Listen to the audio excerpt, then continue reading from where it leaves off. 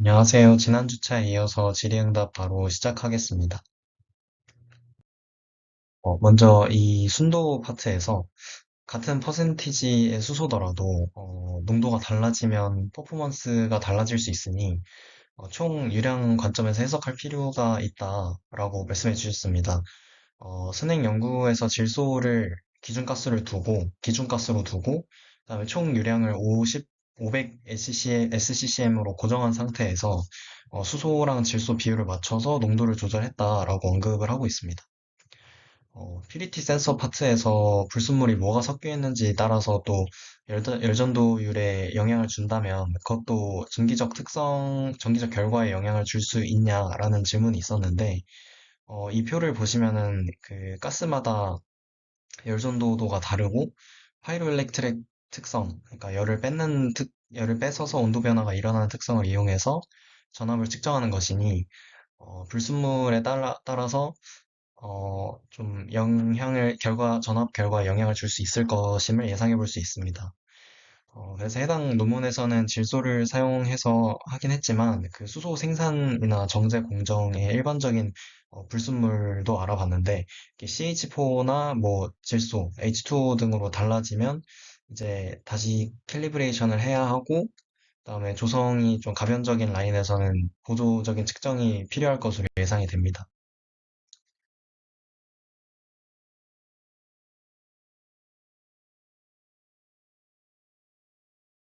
그리고 요 그 습도 시험에서 수소 대신에 헬륨을 사용한 이유가 무엇인지 질문이 있었습니다.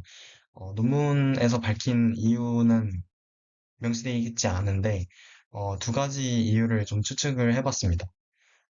모든 가스 중에서, 여기 표에서 좀 보시면 아시겠지만, 그 표가 아니더라도 모든 가스 중에서 헬륨이랑 수소가 매우 유사한 열전도도를 가지고 있고, 그리고 두 번째가 고농도 수소에 수분을 이렇게 가습기처럼 버블링해서 가습하면 좀 화재나 폭발 위험이 크기 때문에 두 조건을 동시에 만족하는 좀 안전적인 대체 가스로 헬륨을 사용한 것으로 해석이 됩니다. 그리고 이 부분에서 이 에러바나 점의 위치나 아니면 0.1% 레졸루션 판별에 대한 질문이 있었습니다. 노이즈 범위를 좀 에러바로 표현을 하고, 그 다음에 그 대표값을 점으로 표시해서 읽는 것이 타당하긴 한데, 본문에 그 에러바가 이제 표준 편차나 뭐 표준 오차, 둘 중에 무엇인지, 그리고 요 점이 의미하는 게, 평균인지 중앙값인지, 이런 것들에 대해서 전혀 명시되어 있지 않습니다.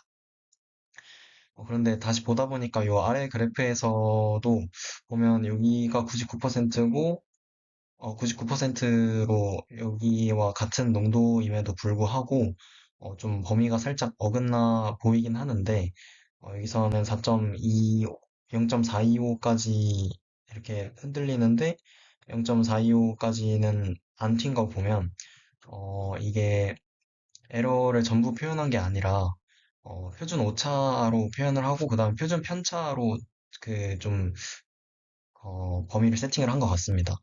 그래서 그리고 요 부분에서는 좀 더 고농도 실험에서는 요 이렇게 T90 측정하는 것보다 급격한 환경 변화보다는 훨씬 좀 안정적인 구간에서 데이터를 확보했을 거라고 예상이 됩니다.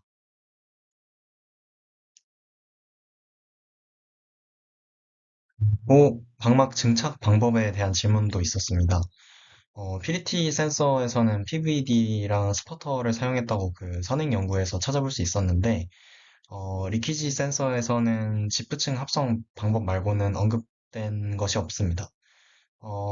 그런데 조사해 보니까 타이 텅스텐이나 뭐 탄탈륨 옥사이드, 팔라듐은 좀 스퍼터로 저온 증착되는 재료라는 것을 어렵지 않게 찾아볼 수 있었는데, 그래서 두께 관련해서도 여기 이쪽이나 이쪽 스케일바 참고해서 추정해야 될 것 같습니다.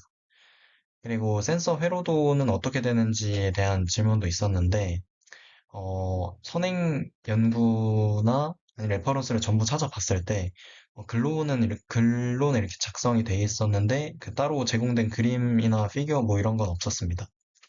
그래서 일단 PDT 센서에서는 파이로 검출기에서 이렇게 케이블 통해서 10의 9승 볼트 퍼 암페어의 게인을 가지는 그 앰프에 연결이 되고, 그 다음에 증폭이 돼서 17.4Hz 싱크로너스 락인 증폭기를 또 한 번 더 거치게 되면 그 다음에 전압 값으로 출력이 된다라고만 명시가 되어 있습니다.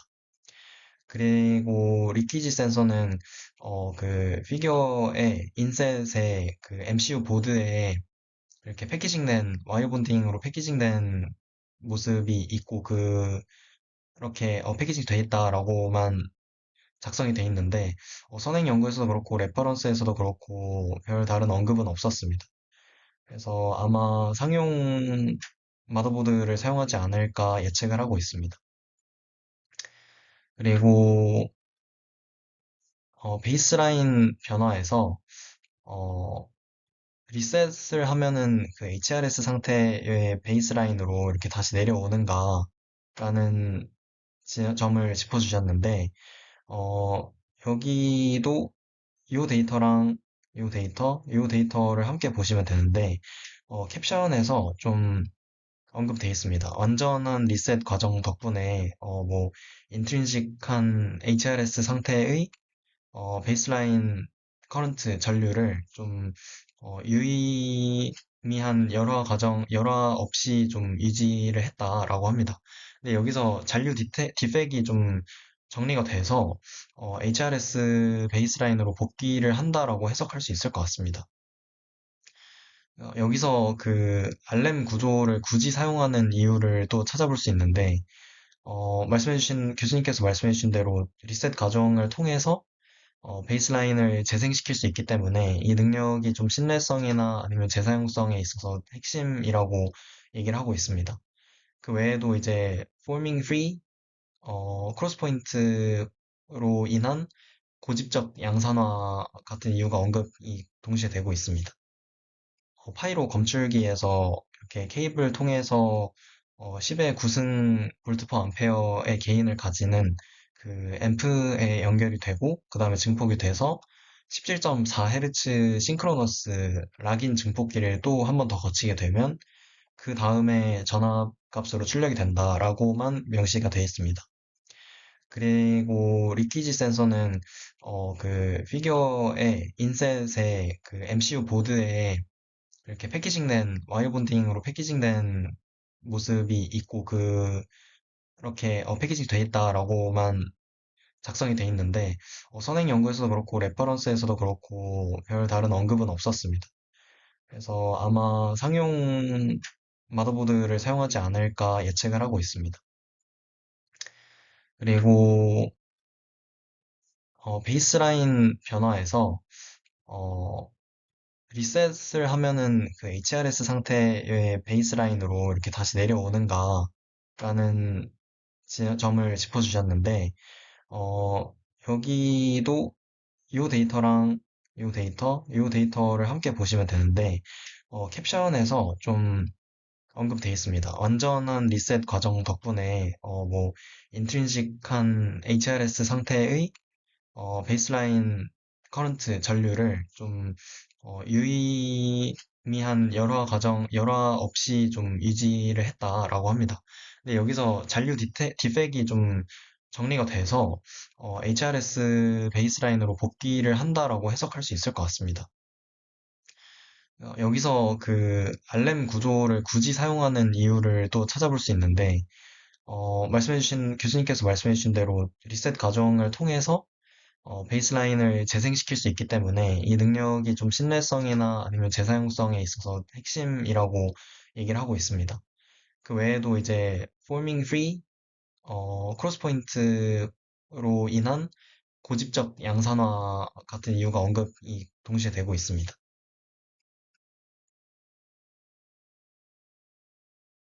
그리고 20ppm에서 T90에서 93초가 적절한가, 너무 느리지 않은가라는 대한 질문이 있었는데 상용 수소 감지기 안전 기준이 있다고 합니다. 근데 거기서 가연이나 폭발 한계의 일정 분율에 도달하기 전에 감지하도록 조금 기준을 요구하고 있고, 수천 ppm대에서 T92, T90%가 2에서 16초이고, 리커버리가 60초 이하면 된다고 합니다. 근데 이 센서는 이제 몇백 ppm대에서 검출을 해냈었고, 수천 ppm대의 영역에서 7.5초 정도로 충분히 빠르기 때문에 문제 없을 것이라고 생각을 합니다.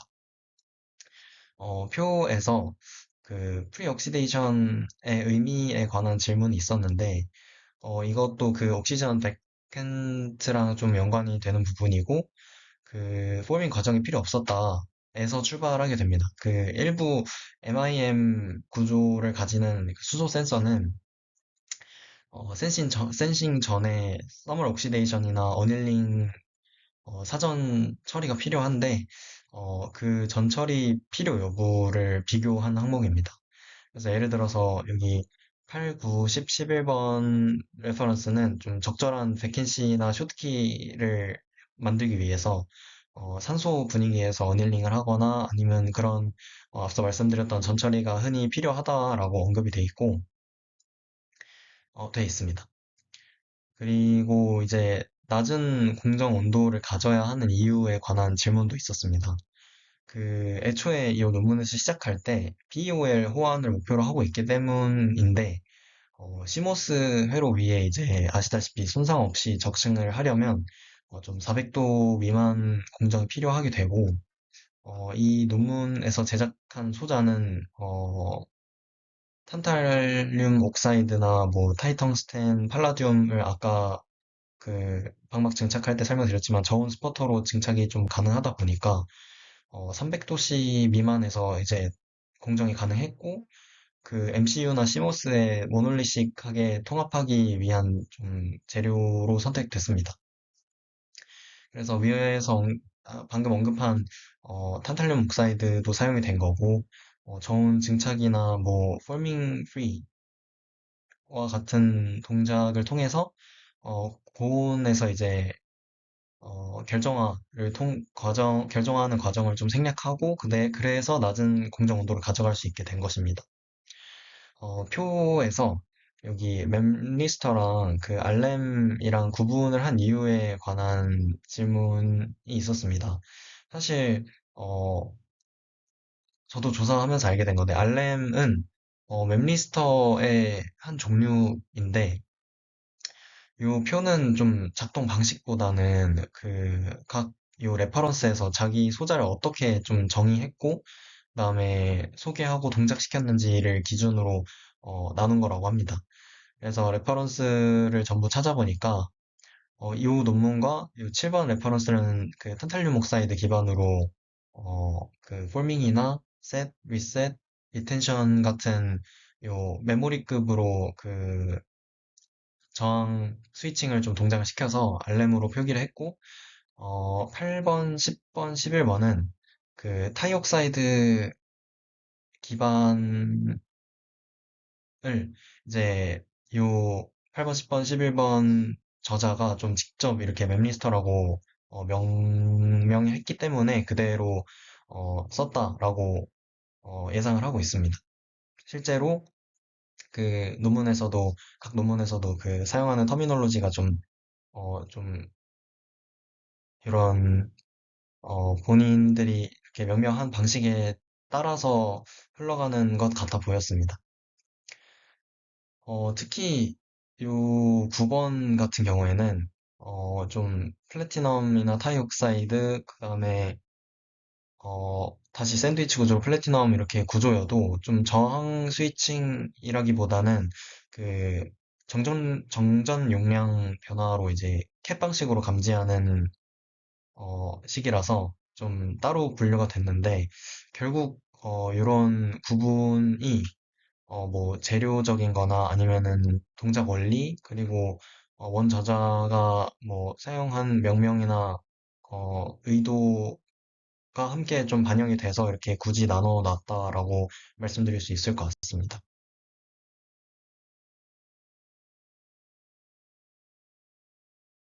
이상으로 질의응답 마치겠습니다. 감사합니다.